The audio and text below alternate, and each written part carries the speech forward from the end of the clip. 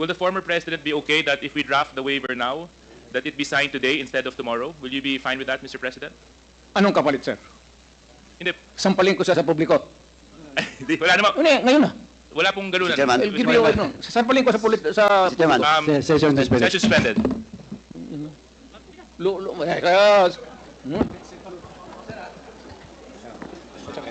Sabi, Alam po naman natin na exempted sa bank secrecy law ang impeachment. So lalabas po yan lahat. Sige po, next slide. Ito po yung last slide. No? Dito po, meron po, ito pong mga transactions na ito, meron pong kay Vice President Sara, meron po kay Duterte, meron po kay Baste Duterte, meron kay Pulong Duterte, at meron po kay Hanilet Abansenya. Ito pong mga ito ay mga managers checks under their name na ang origin po ng account ay yung isa dun sa mga drug lords na minention ni Las Cañas na si Sammy Uy. Sinabi niya po na ginagamit lang ang war on drugs ni Duterte para takutin ang sambayan ng Pilipino at takutin ang iba't ibang sektor ng lipunan para hindi siya paghinalaan dun sa kanyang sariling involvement sa illegal drugs. Kaya nga siya na-mention po na siya ang Lord of all drug lords. Raise your right hand. Do you swear to tell the truth, the whole truth, and nothing but the truth in this congressional inquiry? So God may help you. The oath has been administered, sir. Okay, thank you, Comsec. Please proceed, Congressman Bong Teves. According po kay former Senator Trillanes, sinabi po niya na piki ang war on drugs nung panahong administrasyon ni former President Duterte. May I ask to former Senator, bakit po niyo sinabi na piki ang war on drugs? Ang statement po na yon na peke po ang war on drugs ni Duterte noong nakarang administrasyon. Ito po ay bunga nung nakalap namin na impormasyon at ebidensya nung kami ay nag-iimbestiga nila Senator Laila de Lima at dun sa aming sariling pagkalap na impormasyon at base na rin dito po sa testimonya, Mr. Chairman, ni Arturo Las Cañas sa ICC na naisumite niya at nagkaroon na rin ng kopya dito po sa Quadcom at doon sa kanyang video. Sinabi niya po na ginagamit lang ang war on drugs ni Duterte para takutin ang sambayan ng Pilipino at takutin ang iba't ibang sektor ng lipunan para hindi siya paghinalaan dun sa kanyang sariling involvement sa illegal drugs. Kaya nga siya na-mention po na siya ang Lord of all drug lords. Ito po ay sinabi niya na mga kasabwat ni Duterte ay sina Michael Yang, Charlie Tan, Sammy Uy. At ito po si Michael Yang ay ayon mismo sa report ni Colonel Asierto na dating Deputy Director of the Drug Enforcement Group of the Philippine National Police. Sinumitin niya yung report tungkol sa involvement ni Michael Yang. Dito naman po, dun sa sinasabi niyo po, Mr. Chairman, na si Jimmy Guba na Customs Intelligence Police, sinasabi niya na si Michael Yang ang involved doon sa magnetic lifters na shipment. Ngayon po, lahat po yan ay nakalap namin. Pero ngayon po, dahil po doon, tinignan namin kung ano yung ebidensya na pwede naming malink ito. Kaya nga po, binalikan namin yung mga bank accounts na nakalap namin kay Duterte noong 2016. Tinitignan namin kung merong mga pumasok na pagkapirahan dito po sa kanya. At doon nga po kami nakakita na mga deposito sa mga accounts ni Duterte galing po dito po sa grupo ng mga drug lords na ito. At kung papayagan po, Your Honor, meron po akong PowerPoint presentation para po makita po nila kung ano yung sinasabi ko na money trail, paper trail dito po sa drug proceeds ni Mr. Duterte and his family. How many minutes will be your presentation? Ano lang po yan? 5 slides lang po ito. Pero I will focus on the last slide lang ho. Sige, Mr. Chairman. Sige, go ahead, Mr. Trillanes. So, ito po ang sige, doon po sa mga unang slides muna. Ayan. So ito po yung mga bank accounts na nakalap ko po ito noong 2016. Tapos ito po ay na-validate na ng Ombudsman na kaparehas nga nung naisumite ng AMLAC sa kanila. Kaya ano po tayo, kumpiyansa po tayo sa provenance nitong dokumentong ito. So sige po, next slide. Ito po yung mga iba't ibang mga pumasok na pagkapirahan kay accounts ni Duterte. Tapos, sige po, next slide. Yan. So ang total po ng mga credits na pumasok ay 2.4 billion, no? Ngayon, kung ano talaga yung actual total, malalaman po natin yan pagka binuksan po yung accounts. Ngayon po ito, no? Ang pagkakamali po ni Mr. Duterte nung nagtatago siya ng pagkapirahan, ay ginawa niyang joint account yung kanyang anak na si Vice President Sara Duterte. Kaya ito po ay alam po naman natin na exempted sa Bank Secrecy Law ang impeachment. So lalabas po yan lahat. Sige po, next slide. Ito po yung last slide. No? Dito po, meron po ito pong mga transactions na ito. Meron pong kay Vice President Sara, meron po kay Duterte, meron po kay Baste Duterte, meron kay Pulong Duterte, at meron po kay Hanilet Abansenya. Ito pong mga ito ay mga managers checks under their name na ang origin po ng account ay yung isa dun sa mga drug lords na minention ni Las Cañas na si Sammy Uy. Ito po, ano ito? Siguro ng mga panahon na yan, 2011 to 2013, medyo kumpiyansa sila sa kanilang mga gawain, kaya may physical na checks, no? Pero after that, ang mga deposito diretso na sa account, so wala nang paper trail. Pero makikita natin dito yung pattern po, Mr. Chairman. Nagdidibidendo yung drug lord doon sa pamilya nila Duterte tuwing October at April, no? Kaya sunod-sunod po yan. And by the way, makikita po natin si Vice President Sara, meron po siyang 2 checking in-encash dyan under her name, manager's checks. Tapos ito po ay while she was mayor, no? Kaya yan ay direct bribery, no? Tapos process of the illegal drug trade. Ito po ang naging pruweba natin. Kaya nung cross match po namin yung dokumento na kuha namin at dito sa mga personalidad na minention po ni Arturo Las Cañas, na-confirm namin yung kanyang istorya. Nakita niyo po dyan, si Duterte, pareha sila ng amount na in-encash, no? Tapos itong mga anak, sila Baste Duterte, ayan po, tagpe 10 million every 6 months. Kay Pulong Duterte, meron din.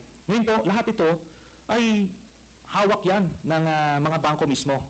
Meron silang physical copy, meron silang soft copy netong mga sinasabi na ito. Kaya hindi po yan pwedeng i-deny lang kasi alam naman natin yung mga estilo ni Duterte, mag-a-admit konti pero magde-deny to confuse everyone. Pero ito po yung smoking gun, Mr. Chairman. So, yan po, we concluded na peke talaga ito. Ginagawa niyang war on drugs para proteksyonan niya yung sindikato niya na sina Michael Yang, Sammy Uy at Charlie Tan. So, kaya po nung sa Davao pa lang pinapatay po nila yung kompetensya. Tapos nung sila na ang presidente, ginawa nilang National Death Squad, yung nangyari. Tapos si Leonardo nga po yung ginawa niyang point person. Tapos yung drug list na sinasabi ni Duterte, merong legitimate mga personalities doon, galing doon sa mga iba't ibang ahensya. Pero pag may kailangan silang isingit ng mga kalaban nila sa drug business, sinisingit po nila doon. Kaya nga may mga tinutumba na mga involved din sa illegal drugs kasi kompetensya nila yon sa distribution. Kaya yan po lahat na yan ay napagtagpi-tagpi namin. So kaya that would explain kung bakit protektado si Michael Yang kahit na may report itong si Colonel Acerto. Tapos hindi lang po yan, nung nilabas po yung report na yon, sa sobrang pagproteksyon nila kay Michael Yang, yung mismong gumawa ng investigasyon, yun yung gustong ipapatay at sinampahan ng kaliwat kanan ng kaso. Kaya makita natin, dun sa mga drug lord na hindi kasabwat sa sindikato ni Duterte, porsigido siyang patayin, pero doon sa kanilang grupo, itong mga ito na mention, Michael Yang, Charlie Tan at Sammy Uy, protektado hanggang ngayon. Ni nga si yung PDEA director ni Duterte na si Wilkins Villanueva, ni hindi nga masama sa drug list hanggang after 2022 si Michael Yang. Yun po ang dahilan kasi binilin po sa kanya ni Duterte. Salamat po. Mr. Chair, Please proceed, Congressman Teves. may I ask the former President kung alam niyo po ba na kinasuhan po ni former Senator Trillanes sina Congressman Paulo Duterte, Attorney Mans Carpio for drug smuggling? Hindi ho. Pero kung totoong drug smuggling man sila, they should be prosecuted in court. And if convicted, they should serve sentence in jail. Hindi ko pipigilan yan. Kung totoo. Ngayon, yung narration dito ni Hindi ko kilala itong taong to. Forgot his name. Your Honor, if there is an iota of truth, ayuta lang, baski kunti lang. You can find out, may nilagay siya ng records. Now, I'm willing to execute an affidavit or kayo na lang to summon the banks pursuant to my waiver. Kung may totoo lang baski isa, I will hang myself in front of you. You can summon, I will sign a waiver, all banks. Pati yung World Bank ng Amerika. Kung may isang totoo lang nakiting, I will resign and I will ask my daughter to resign and everybody in the family. That is my guarantee. And I will hang myself. Mr. Chairman. May I know... Mr. Chairman. Sir. Madali sige, sorry, Congressman Paduano, sige, you and then Congressman Teves, and then I will allow you, Senator Trillanes, after the two members have spoken. Yes, Congressman Thank Paduano. you, Chairman, with the indulgence of Congressman Teves. Ganito lang po, because Senator Trillanes presented yung mga bank accounts. May I ask this former Senator, how did you acquire these documents, bank documents? Nung campaign po noong 2016, meron pong nag-abot sa aming opisina na ang pangalan po niya ay Joseph De Mesa, in-identify niya. So sinabi niya, meron siyang mga dokumento na pwede namin tignan. So, kampanya po yon, hindi po namin nabigyan ng atensyon until siguro a few weeks after, nakita ko po, yun pong nandoon, iba't ibang accounts. Then, chinek namin, binalidate po namin kung totoo yun, no? So, may mga nagdeposito po na doon sa iba't ibang accounts ni Duterte, tapos, totoo nga, legitimate po. Then, nung kampanya, nilabas ko po ito at inamin mismo ni Duterte na totoo daw kasi una, dinideny po nung kanyang spokesman, but eventually, nung na-corner na siya, inamin niya, no? Tapos, hinamon din niya po kami na magbibigay din siya ng waiver. It's the very same dare na sinasabi niya ngayon, o bluff na sinasabi niya. At ano po, ako po ay nagpakita dun sa BPI branch na yon sa Julia Vargas, pero siya po hindi sumipot. Ang sumipot sa kanya, itong si Panelo. Ngayon si Panelo, wala pong dalang waiver. Ang nilabas niya, special power of attorney na may specific conditions. Ngayon po, natapos na lahat yung kampanya, presidente na siya, ni ay ni oy, wala na po nangyari doon. Kaya ito po, inadmit niya na yung mga dokumento na yan. Inadmit niya na yan, no? And let me just comment a bit, Mr. Chairman. Kasi yung sinasabi niya, in relation dun sa case na final ko kay Pulong tsaka kay Manscapio, sabi niya, edi i-file daw sa korte at harapin nila. Pero yung mga libo-libong mga pinagpapatay, never got that privilege of the due process. Pagka wala ka sa grupo niya, hindi ka sa sindikato niya, protektado ka, kailangan mag-file sa korte. Pero pagka karibal ka at ordinaryong Pilipino ka, tutumba ka. Yun lang po, Mr. Chairman.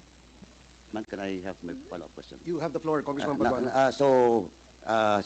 Former Senator Trillanes testified that that document was not acquired legally. It was just given to him. And with that, Mr. Chairman, though you might appreciate that bank records, but for me, Mr. Chairman, I am not a lawyer, but with regards to how authentic is the bank documents being presented to us by former Senator Trillanes, we must ask the AMLA, Mr. Chairman. So, with that, Mr. Chairman, unless Senator Trillanes can present to us another document that that bank records came from an authentic, competent agency of government, Mr. Chairman. In this case, it's the AMLA. Now, Mr. Chairman, so with that, Mr. Chairman, Here, this is a very serious accusation. So, Mr. Chair, Mr. Chair, Congressman point of order. Paduano has asked the floor, but with the Yes. indulgence of... No, I think the chairman has ruled a while ago the sequence of those people present in this hall to answer. Okay. I think we must follow that, Mr. Chair. Thank you for reminding the chair, Congressman Acop. Now, Congressman Paduano, please proceed if that is your last. I am sorry, I thought that you were tapos na. Thank you, Mr. thank President. you, Mr. President. Anyway, Mr. President, now with that, Mr. Chairman, and the former President has, a while ago, has a commitment to waive his right with regards to all the bank accounts that was mentioned by former Senator Trillanes. Now, Mr. Chairman, pwede naman parallel yan. AMLAC, at the same time, yung waiver, if the former President will sign a waiver with regards to all those bank accounts. Thank you, Mr. Chairman. I will sign it, the document, tomorrow, and I will hand it kasi magagawin pa ng abogado. But I said, if there is an iota of totoo yung sinasabi, I will hang myself in your presence. I will invite you all to be a witness. Okay, thank you, Mr. Chairman. Congressman Paduano. Si Congressman Bong Teves, and then I will allow former Senator Trillanes after Congressman Bong Teves. Thank you, Mr. Chair. My last question. Siguro naman, first, Mr. President, lahat po na tinanong ko po sa inyo ay galing po yan kay Mr. Jimmy Guban, not for me. At kasi po, na-invite na natin siya rito bilang isa sa mga resource person sa mga nakauna-unang hearings. And then, may I ask Mr. President, for my last question, given na po na na-acquit si former Senator Laila de Lima sa mga kaso niya tungkol sa drugs, as now, Mr. President, naniniwala pa rin po ba kayo na si former Senator de Lima ay queen of all drugs lords? Sir, I go by what is the reality of the day. Pag sinabi ng korte, inosente si De Lima, inosente si De Lima. Wala tayong magawa dyan. Kung magsabi ang korte, guilty si Duterte, wala rin kayong magawa dyan. That's a democratic process. Ibig sabihin po, Wala. nagkamali tayo ng pag-akusa kay former Senator de Lima. Thank you very much, Mr. Chair. Okay, former Senator Trillanes, you are now recognized. Salamat, Mr. Chairman. After, Mr. President, after the former Senator, the Chair will recognize you po. May I be given... Yes. Going to the bathroom? Okay. We'll have a 2-minute suspension. I'm sorry. He will assume. Mr. President, you will be reacting to the Yes, sir. query. Sabi, De Lima na-acquit? Yes, ang tanong natin kanina is, na-acquit po si Senator de Lima at sinasabi po ni former President na kung ano ang hatol ng batas ay 10 ang masusunod. Ibig sabihin, nagkamali po ba ang ating dating Pangulo sa pag-akusa kay former Senator de Lima na siya ay isa sa mga queen ng drug lords? Sir, saan mo narinig yan? Bigyan mo ako ng kopya. Saan mo narinig yan? A recording or a newspaper. Pangalawa, sir, nakalimutan ko na tuloy ang sabihin. You know,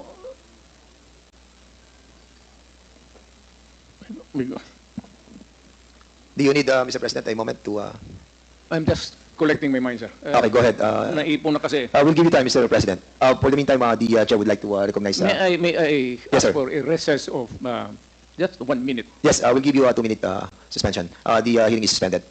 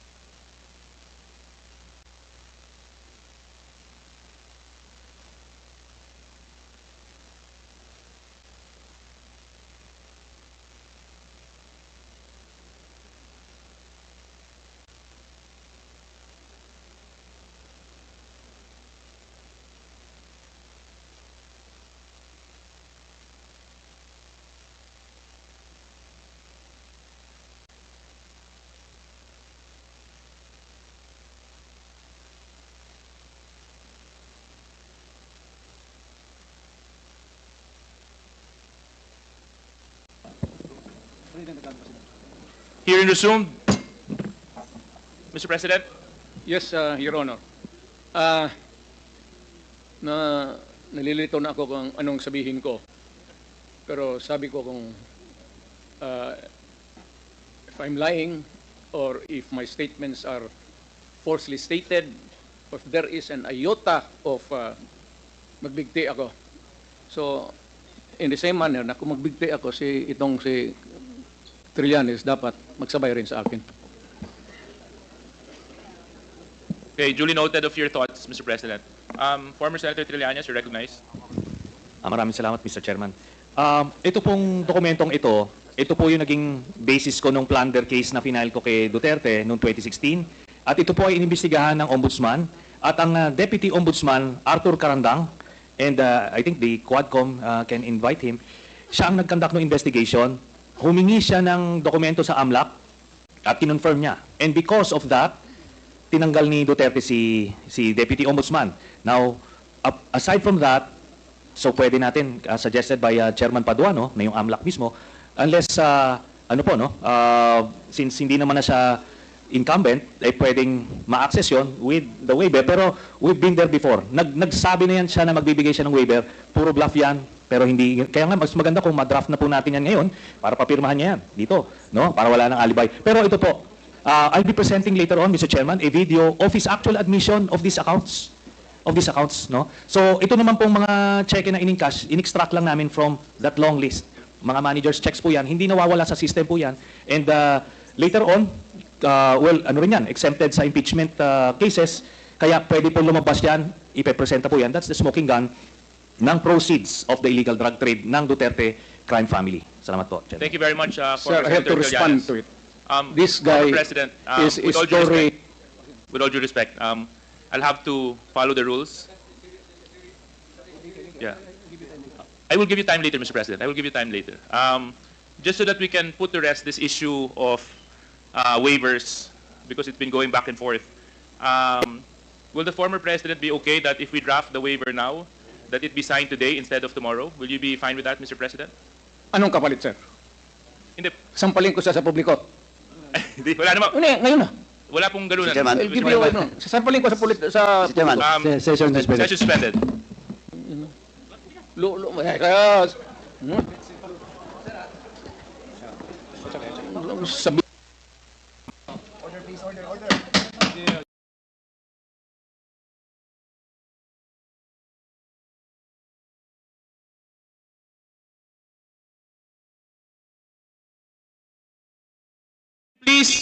Please observe proper decorum. We are in a committee hearing. We have already stressed from the very beginning that the proper rules, decorum, will be implemented regardless of who you are. Regardless of who you are. We live by a set of rules in this committee, and those set of rules will be followed, and those set of rules will be implemented. If I may. Wait, session, it's still suspended. It's still suspended.